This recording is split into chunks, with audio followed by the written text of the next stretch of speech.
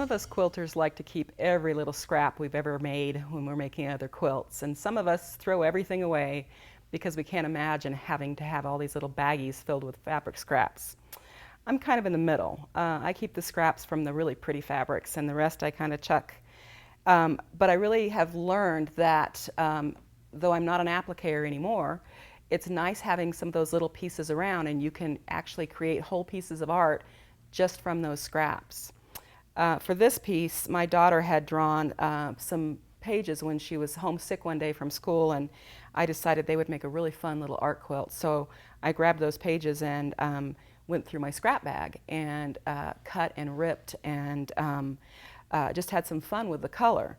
So as we're looking here, you can see that none of these things are pieced. They're just laid on top of each other and then stitched.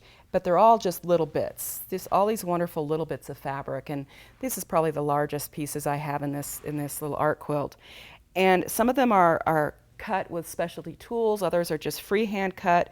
Most of them are just freehand cut, just utilizing whatever little bit of fabric that I had left.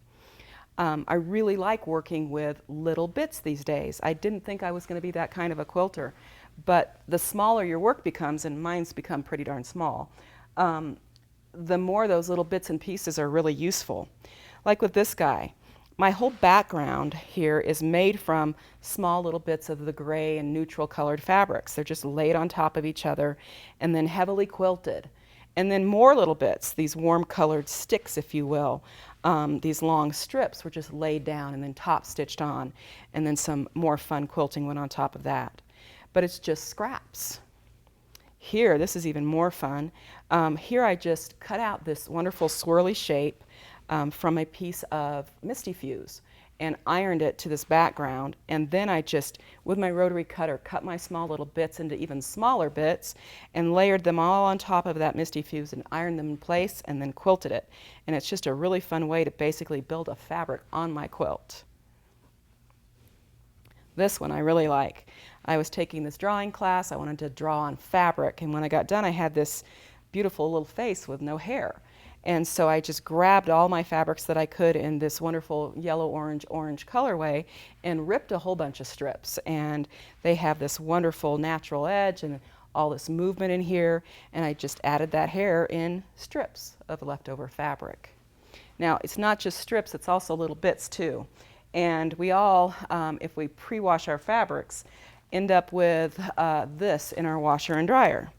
And these are, some people call them schlubs, some people call them thread bits or whatever. I just call them a wonderful bag of color. And so this is just the threads that come off the edges of the fabrics out of the washing machine. And I've started really using them a lot. In this piece, you can see them here, right down the middle. And in this piece, they're right down here. Isn't that beautiful? Wonderful, wonderful texture there. I love this one. It just looks like fire here, and then the quilting adds to that fire look. And I've just, glommed them down on the quilt and then stitched over them, and they're just full of texture.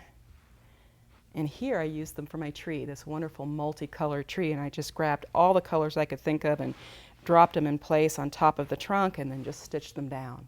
They're really useful. They're very fun.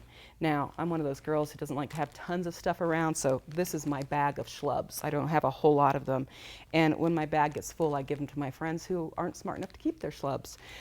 But I think you can see here how you can create whole pieces of art from your quote-unquote garbage, little pieces of fabric, little pieces of thread, and make some really, really cool things with them. So consider keeping a little stash of that garbage in your studio to turn to when you want to make something quick and fast.